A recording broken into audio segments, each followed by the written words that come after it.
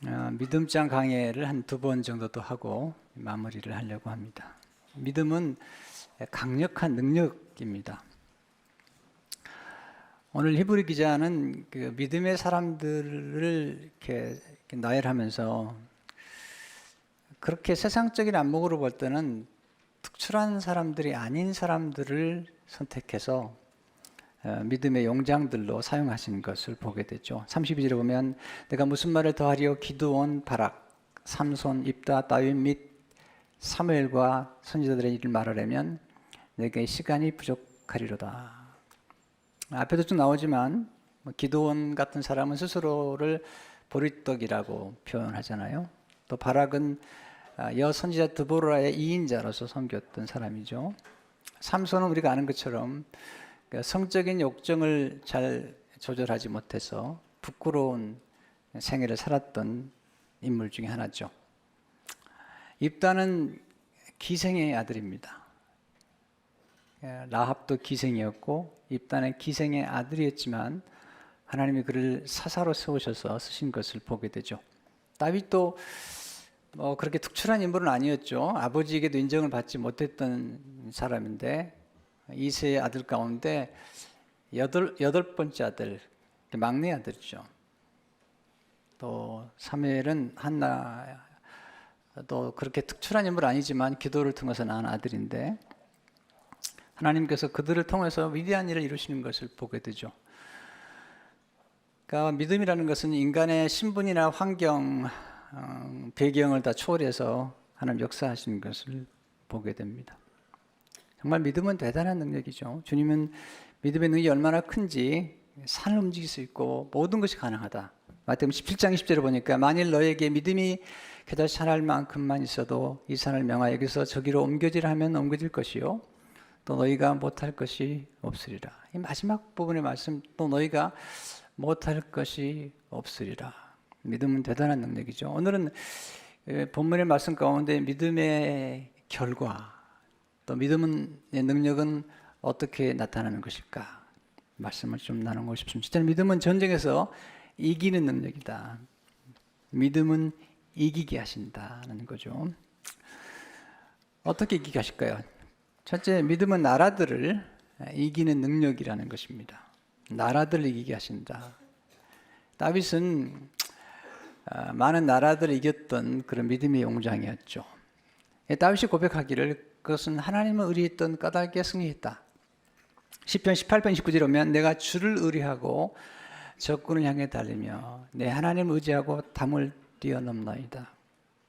하나님이 전쟁에서 이기도록 그에게 가르쳐 주셨다. 18편 34절에 보니까 내 손을 가르쳐 싸우게 하시니 내 팔이 놋활을 당기도다. 39절에 보니까 주께서 나를 전쟁하게 하려고 능력으로 내게 띠띠우사 일어나 나를 치는 자들이 내게 굴복하게 하셨나이다. 여러 나라들이 이길 수 있는 그 능력이 하나님을 의지하는 데서 나왔다라고 이야기하고 있죠. 두 번째, 믿음은 칼날을 피하는 능력입니다. 칼날을 피했다. 34절 보니까 칼날을 피하기도 하며, 이브리 기자는 이 칼날을 피하기도 하며라는 말씀을 쓸 때 다윗을 생각하겠죠. 사울 왕이 그를 죽이려고 할 때 다윗이 그의 창을 피하고 칼을 피했던 것을 보게 됩니다. 믿음은 지혜라는 거죠. 그러니까 싸워야 될 대상과 피해야 할 대상을 알고 또 싸워야 할 때와 피해야 할 때를 아는 것, 이게 지혜죠. 분별력이죠. 그러니까 믿음 속에는 탁월한 분별력이 담겨 있다는 거죠. 세 번째, 믿음은 연약한 가운데 강하게 되는 능력이라는 거죠. 누굴 생각하면서 이 말씀을 기록했을까? 팀 켈러는 삼손을 생각했을 것이다. 오늘 이 삼손이 연결되어 있잖아요. 삼손은 태어날 때 나시린으로 태어나서 하나님께 헌신하는데 그의 힘의 비밀이 머리에 있었던 거거든요. 그런데 들릴라라고 하는 블레셋 여인의 유혹에 빠져서 그의 힘의 비밀인 머리 털을 자르면 그 힘이 사라진다는 그 비밀을 이야기해 줘 버리죠. 사사기 16장 19절에 보니까 들릴라가 삼손에게 자기 무릎을 베고 자게 하고 사람을 불러 그의 머리털을 7 가닥을 밀고 괴롭게 하여 본즉 그의 힘이 없어졌더라. 성경은 그 삼손의 머리에 그 힘의 비밀이 있었다라고 이야기를 하죠. 물론 그보다 더 중요한 건 성령의 능력이 함께했기 때문이죠. 근데 결국은 머리털이 미려짐으로 말미암아 힘이 사라졌고, 그 결과 사사기 16장 21절을 보니까 블레 사람들이 그를 붙잡아 그의 눈을 빼고 끌고 가서 가사에 내려가 놋줄로 매고 그에게 옥에서 맷돌을 돌리게 하였더라. 그렇게 강했던 삼손이 무력해진 거죠. 나중에는 이제 다곤 신당에서 그 블레 사람들이 우상을 숭배할 때 삼손을 데려다가 이제 함께 놀려고 하는 거죠. 그때 삼손이 마지막으로 기도합니다. 아니, 처음 기도하고 마지막으로 기도합니다. 삼손이 강했을 때는 기도하지 않았거든요. 근데 연약할 때 하나님께 처음 기도하고 마지막 기도하는 가운데 다곤 신당에 모였던 한 3,000명이나 되는 블레 사람들을 한꺼번에 죽이는 그런 이제 마지막 믿음의 모습을 보여주죠. 사사기 16장 28절에 보니까 삼손이 여호와께 부르짖으되 주 여호와의 구하옵나니 나를 생각하옵소서. 하나님이여 구하옵나니 이번만 나를 강하게 하사 나의 두 눈을 뺀 블레 사람에게 원수를 단번에 갚게 하옵소서 하고, 삼손이 강할 때 그 약함이 드러났죠. 그 약함은 성적인 그런 욕망을 잘못 조절하지 못하는 약점. 그런데 그가 약할 때 하나님의 능력이 나타났어요. 하나님께서 기도할 때 능력을 부어주신 것을 보게 되죠. 네 번째, 믿음은 전쟁의 용맹을 바라는 능력이죠. 전쟁에서 필요한 건 용기잖아요. 인생은 전쟁이잖아요. 정말 뭐 꼭 그 전투의 전쟁뿐만 아니라 인생 자체가 정말 전쟁 같은 것을 경험하다는데, 비밀은 용맹이 있는 거죠. 34절에 보니까 전쟁에 용감하게 되어 이방 사람들의 진을 물리치기도 하며, 그 용맹이 어디서 나올까? 그 비밀은 하나님이 함께 하신다는 거죠. 여호수아 1장 9절에 보니까 내가 내게 명령한 것이 아니냐, 강하고 담대하라, 두려워하지 말며 놀라지 말라, 내가 어디로 가든지 내 하나님 여호와가 너와 함께 하느니라 하시니라. 하나님이 함께 하신 거기에 그 용맹의 비밀이 있다는 사실을 강조하고 있습니다. 두 번째 믿음의 능력은 의를 행하는 능력이라는 거죠. 오늘 본문 33절에 보면 의를 행하기도 하며, 우리가 믿음 그러면 능력을 생각하는데 오늘 본문은 진정한 의의 모습 중에 또 하나의 능력은 의로움의 능력, 곧 성품에 있다는 거죠. 성품. 믿음은 성품을 드러내죠. 믿음은 능력뿐만 아니라 성품을 드러내는데 그 성품이 의로움이라는 거죠. 공평함. 누가 이런 의를 행했을까요? 다윗이죠. 역시 다윗이 하나님 보실 때 의를 행했던 왕이죠. 사무엘하 8장 15절을 보니까 다윗이 온 이스라엘을 다스려 다윗이 모든 백성에게 정의와 공의를 행할세. 하나님은 그 공의와 정의를 사랑하시죠. 그리고 하나님 우리가 원하시는 것도 하나님의 의를 행하는 것. 미가 10장 8절을 보니까 사람아 주께서 선한 것이 무엇임을 내게 보이셨나니 여호와께서 내게 구하시는 것은 오직 정의를 행하며 인자를 사랑하며 겸손하게 내 하나님과 함께 행하는 것이 아니냐. 성경에서 말하는 공의는 뭘까요? 뭘 실현하는 걸까요? 성경에서 말하는 공의는 가난한 자, 또 과부와 고아와 나그네를 돌아보는 거예요. 신명기 10장 19절에 보니까 객이나 고아나 과부의 송사를 억울하게 하는 자는 저주를 받을 것이라 할 것이요 모든 백성은 아멘 할지니라.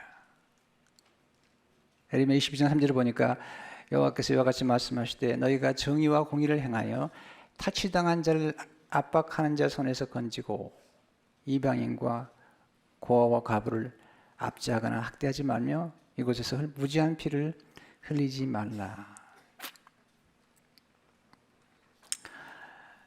가끔 우리 이제 정의롭다라는 이렇게 말을 들으면 약간 차갑게 느껴지는데요. 그러나 하나님이 말씀하신 공의는 그렇게 차가운 게 아니고 그 배후에는 가난한 자 그리고 나그네와 과부와 고아를 불쌍하게 하는 하나님의 긍휼하심이 있다는 것입니다.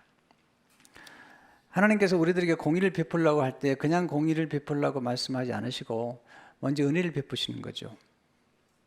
이스라엘 백성들이 애굽 땅에서 나그네 되고 가난하고 억압받고 고통스럽게 살아갈 때 하나님께서 그들에게 공의를 베푸셨던 것처럼 이스라엘 백성들에게 이제 너희가 나그네 되었을 때 받았던 은혜를 이제 나누는 것, 그것이 공의다. 신명기 14장 17절 18절을 보게 되면 너는 객이나 고아의 송사를 억울하게 하지 말며 과부의 옷을 전당 잡지 말라. 너는 애굽에서 종되었던 일과 내 하나님 여호와께서 너를 거기서 성령하신 것을 기억하라. 이러므로 내가 내게 이 일을 행하라 명령하노라. 우리가 받았던 은혜를 기억하고 다시 돌려주는 것, 그것이 공의라는 거죠. 우리 이민자들은 사실 미국 교회들에 대해서 참 감사하게 생각해야 돼요. 미국 교회가 문을 열어서 한국 이민자들에게 교회를 할 수 있도록 도와줬잖아요. 한국 이민자 나그네들에게 하나님 예배할 수 있도록 그렇게 문을 열어줬잖아요. 근데 부끄럽게도 한인 교회들이 교회를 잘 짓고 나면 과연 주위의 나그네 교회, 나그네와 같은 다른 에트닉 그룹들에게 과연 교회를 개방하고 있는지, 우리가 건축하는 후에도 이기적으로 우리만을 위해서 존재한다면 하나님 기뻐하지 않습니다. 만약에 주위에 히스패닉 분들이 찾아온다면 우리 그분들을 위해서도 교회를 열어야 되겠고요. 누구든지 중국인인데 베트남 사람이든지 아니면 뭐 중남미 사람이든지 간에 필요하다면 교회를 개방하고 우리가 나그네 되었을 때 도움을 받았던 것처럼 우리도 우리 주위에 있는 우리보다 더 어려운 민족들에게 문을 반드시 열어야 될 것입니다. 그렇지 않다면 하나님 기뻐하지 않습니다. 하나님 우리에게 공의를 베풀려고 할 때 그냥 베풀려고 말씀하지 않습니다. 우리에게 충분한 구원의 은혜와 풍성한 은혜를 주셔서 우리에게 그런 은혜를 베풀도록 허락해 주신 거잖아요.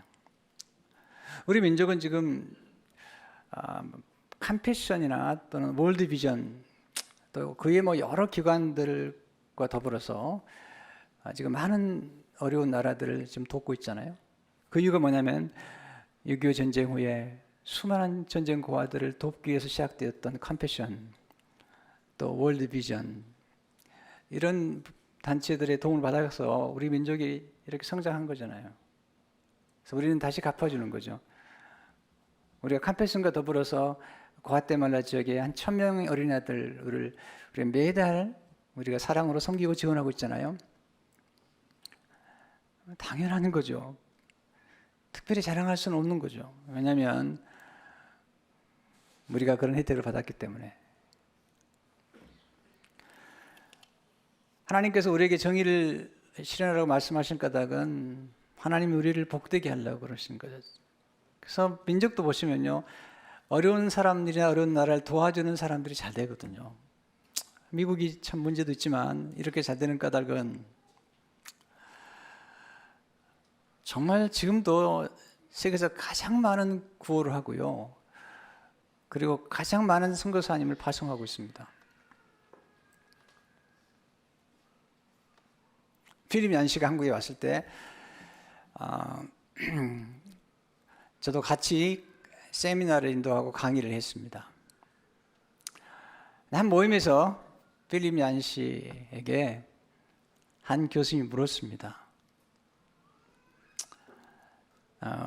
왜 아직도 하나님의 미국이 참 잘못하고 있는 것도 많고 또 신앙도 많이 떠나 있는 것 같은데 왜 지금도 새롭게 부흥하는 교회가 많이 일어나고 이렇게 세계적으로 가장 부강한 나라로 남아있는 겁니까? 근데 필립 얀시가 그런 얘기를 하더라고요. 제가 볼 때는 참 안타까운 일이 많지만 그러나 아직도 미국이 가장 착한 일, 가장 어려운 사람을 돕는 일, 그리고 미국 선교사님들이나 또 유럽 선교사님들이 가장 오지에 들어갑니다. 정말 오래 들어갑니다. 심지어 독일이나 영국이 많이 기독교가 침체해 있다고 그러는데 필립 얀시는 말하기를 아니라고요. 교회는 숫자는 작지만 진짜만 남아있다는 겁니다. 지금도 가장 오지, 가장 깊은 선교지에는 누가 들어가 있느냐? 네. 죄송하지만 독일 분들이, 미국 분들이 들어가 있습니다. 북한에 들어가서 목숨을 내놓은 분들이 계세요.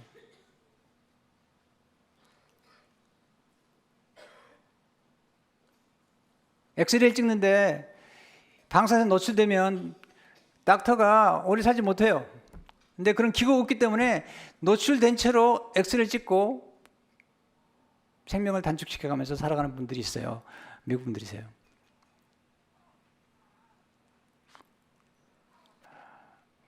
물론 우리가 뭐 무조건 미국이 잘한다, 또는 유럽이 잘한다라고 얘기할 수는 없지만 그럼에도 불구하고 하나님의 공의 속에서 어려운 사람들을 가장 많이 돌보고 지금도 그런 컴패션을 가지고 돌보는 사람들이 있다면 우리 주위에서 알 수 있잖아요. 그래서 하나님이 축복하기 원하신 거죠. 아브라함 허셀은 예언자라는 책에서 이렇게 말하고 있습니다. 정의에 대한 하나님의 관심은 인간에 대한 그분의 측은한 마음에서 나온다. 정의 그 자체가 중요한 것은 아니다. 정이 값진 것이며 반드시 구현돼야 할 이유는 그 인간에게 복을 가져다 주기 때문이다. 시편 120편 3절을 보니까 정의를 지키는 자들과 항상 공의를 행하는 자는 복이 있도다. 내 성경에 보면 하나님께서 무조건 부자라고 정죄하지 않으시고요. 또 무조건 또 가난하다고 하나님께서 옳다고 말씀하지 않으세요. 진정한 정의와 공의는 올바로 보고 그리고 올바로 판단할 뿐만 아니라 하나님의 의를 실현하는 거잖아요. 이사야 11장에 보게 되면 예수님이 오셔서 행하실 공의를 말씀하실 때 3절에 그의 눈에 보이는 대로 심판하지 아니하며 그의 귀에 들리는 대로 판단하지 아니하며 공의로 가난한 자를 심판하며 정직으로 세상에 겸손한 자를 판단할 것이며. 저는 이게 궁금하더라고요. 우리는 가난한 사람 그러면 무조건 다 잘못한 것이 없는 것처럼 이렇게 얘기할 수도 있는데 공의로 가난한 자를 심판하며 정직으로 세상에 겸손한 자를 판단할 것이며. 그러니까 부자라고 무조건 정죄하거나 또 부자라고 무조건 잘한다고 얘기하는 것도 아니고 또 가난하기 때문에 무조건 옳다는 것도 아니고 정확하게 하나님이 권세와 부여를 주셨다면 그 권세와 부여를 가지고 가난하고 어려운 자들을 돌보라고 하시는 말씀이죠.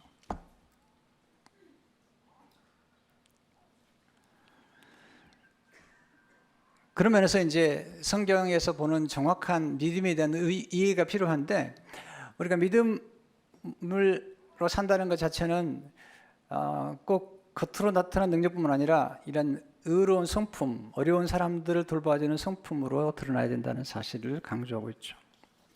물론 우리는 공의와 정의가 무너진 시대 속에 살고 있고요. 그리고 주님 오시기 전까지는 여전히 어느 누구도 완벽한 공의를 실현할 수 있는 사람은 없어요.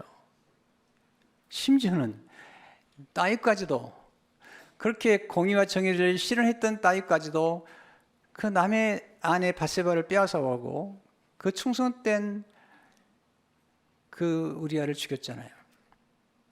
인간에게는 한계가 있습니다. 하나님께서 말씀하시죠. 그러나 진정한 믿음을 가진다면 우리는 동시에 의를 행해야 되는 그런 사명이 있다는 거죠. 세 번째, 믿음은 약속을 받는 능력이라는 거죠. 3절에 보니까 약속을 받기도 하며, 그런데 히브리서 읽어보면 약속을 받기도 한다고 말씀하셨는데 약속을 못 받은 사람이 있다고 강조를 해요. 두 번이나. 13절에 보니까 이 사람들은 다 믿음을 따라 죽었으며 약속을 받지 못하였을 때 그것들을 멀리서 보고 환영하며 또 땅에서는 애국인과 나그네의 임을 증언하였으니 믿음을 따라 죽었는데 약속을 받지 못했다. 멀리서 보고 환영했다. 히브리서 마지막 39절을 보게 되면 이 사람들은 다 믿음으로 말미암아 증거를 받았으나 약속된 것을 받지 못하였으니, 이 마지막 부분에 나온 말씀. 다음 주에 제가 말씀 좀 드리겠습니다만은 이게 약간 혼돈되죠. 약속한 것을 받기도 했다는 것과 받지 못했다는 게 뭘까요? 하나님 약속하신 것을 지키지 않으셨다는 얘기일까요? 잘 들으셔야 됩니다. 하나님이 약속한 걸 반드시 지킵니다. 사람은 약속하고 잘 지키지 못할 때도 많아요. 죄송하지만 저도 마찬가지예요. 왜냐하면 사람은 두 가지가 다 있어야지 약속을 지킬 수 있습니다. 하나는 뭐냐면 진실하고 성실해야 됩니다. 또 하나는 뭐냐면 자원이 풍부해야 돼요. 저도 어떤 약속을 했는데 그 약속을 하고도 정말 지키고 싶은데 자원이 넉넉하지 않아서. 여러분 그렇잖아요. 여러분도 어려운 사람 도와주고 싶고 또 도와준다고 약속도 했는데 자원이 따르지 않으면 못하잖아요. 그것이 우리 인간이 가진 한계예요. 네, 하나님은 그렇지 않으세요. 하나님은 정말 신실하실 뿐만 아니라 자원이 무궁무진하세요. 민수기 23장 19절을 보니까 하나님은 사람이 아니시니 거짓말을 하지 않으시고 인생이 아니시니 후회가 없으시다. 어찌 그 말씀하신 바를 행하지 않으시며 하신 말씀을 실행하지 않으시라. 반드시 약속을 지키시죠. 근데 문제는 뭐냐면 언제 어디서 지키시냐가 중요한데, 어떤 사람은 이 세상에 사는 동안에 그 약속하신 것을 받기도 하고, 어떤 사람은 이 세상 사는 동안에가 아니라 후손에게 받기도 하고, 후손을 통해서 어떤 사람은 이 땅을 떠나서 받는다는 거죠. 그러니까 중요한 건 내가 언제 어디서 받느냐. 반드시 하나님의 약속을 지키세요. 하나님은 약속하는 것을 지키시는 분일 뿐만 아니라 하나님의 구원 역사는 반드시 약속과 성취 역사이기 때문에 약속을 지키신다는 거죠. 아브라함의 경우에 땅을 약속하셨는데 아브라함은 별로 땅을 받은 게 없습니다. 그런데 후손들이 받죠.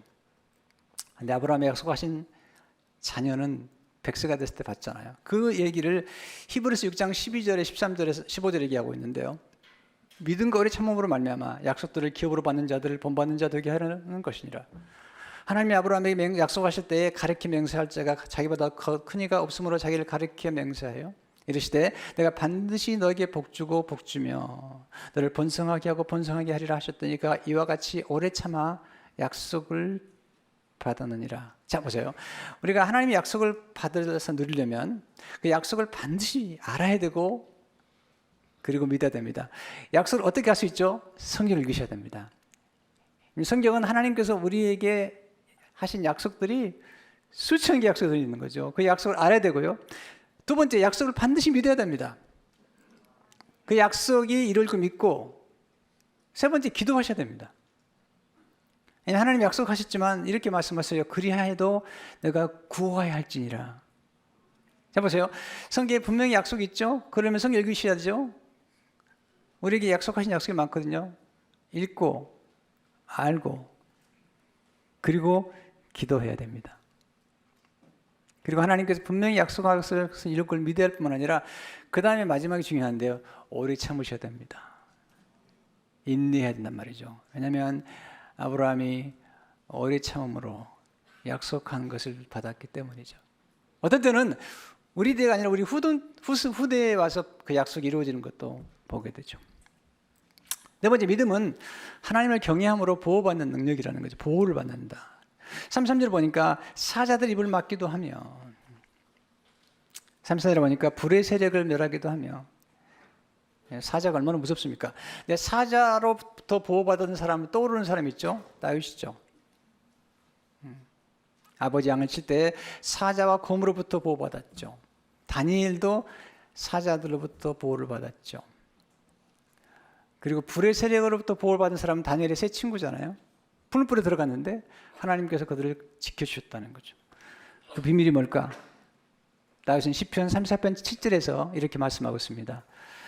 여호와의 천사가 주를 경외하는 자를 둘러진치고 그들을 건지시는도다. 여호와의 천사가 주를 경외하는 자를 둘러진치고 그들을 건지시는도다.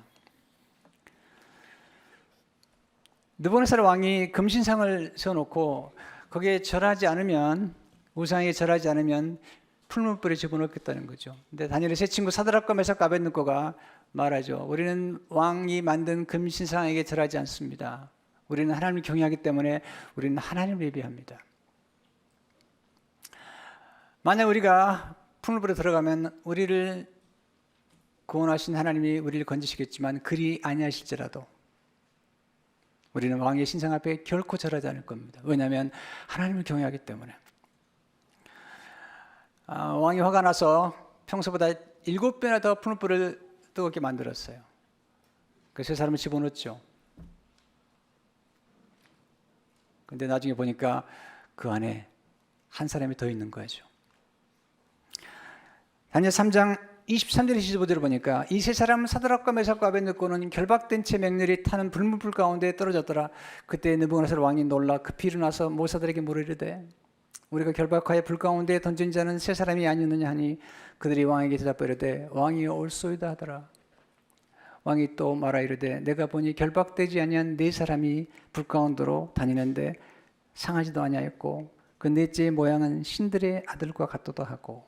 네 번째, 세 사람이 풀무불에 들어갔는데 네 번째 사람이 보이는데 신들의 아들 같다는 거죠. 누굴까요? 예수 그리스도였어요. 성령 주신하기 전에 예수님께서 가끔 내려오신 사건들이 있는데 그 중에 하나가 이 풀무불에 지금 던짐받은 하나님을 경외하는 이 세 사람을 보호하려고 풀무불에 들어가서 불의 온도를 조정하는 거예요. 하나님께서. 불의 온도를 조정하신 하나님.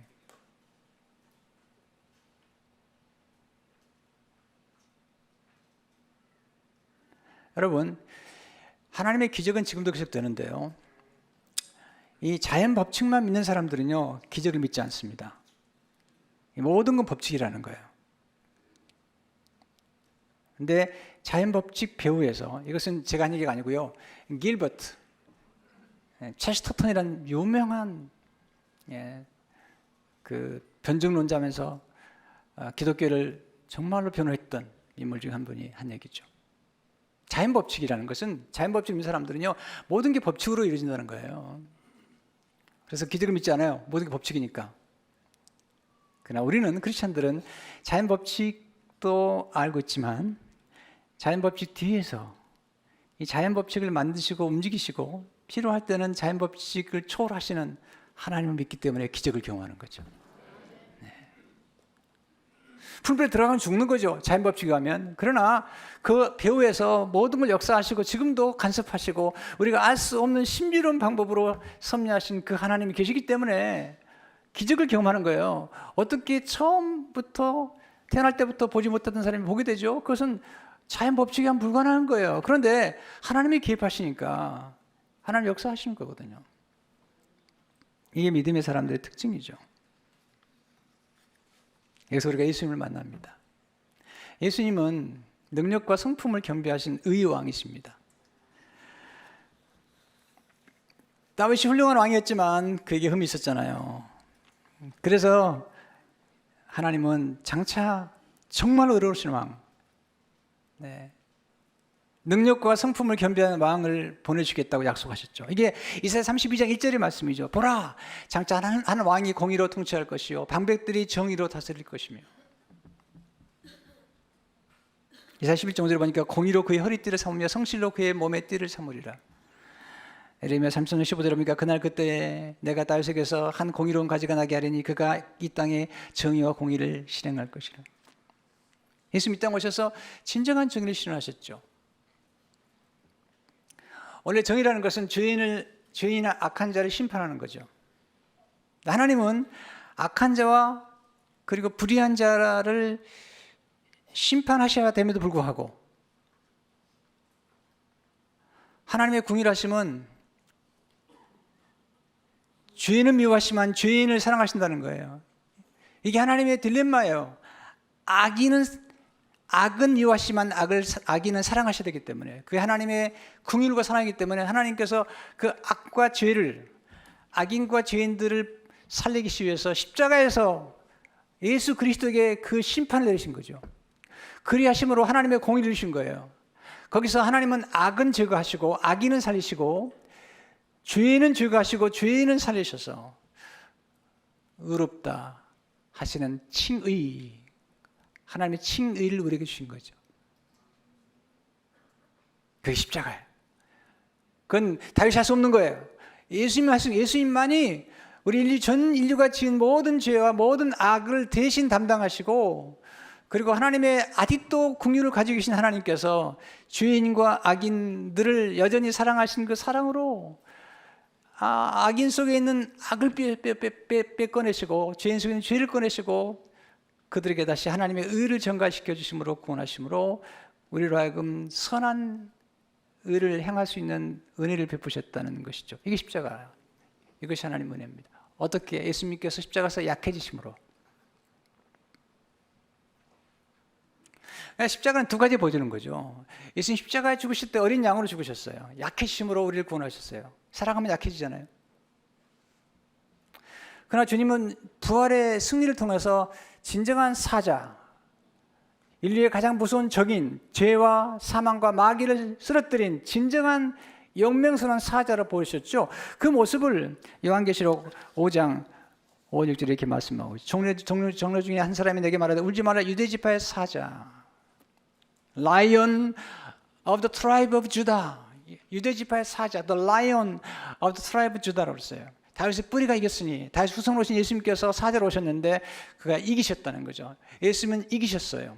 그 두루마리에 그 일곱인을 떼시려 하더라.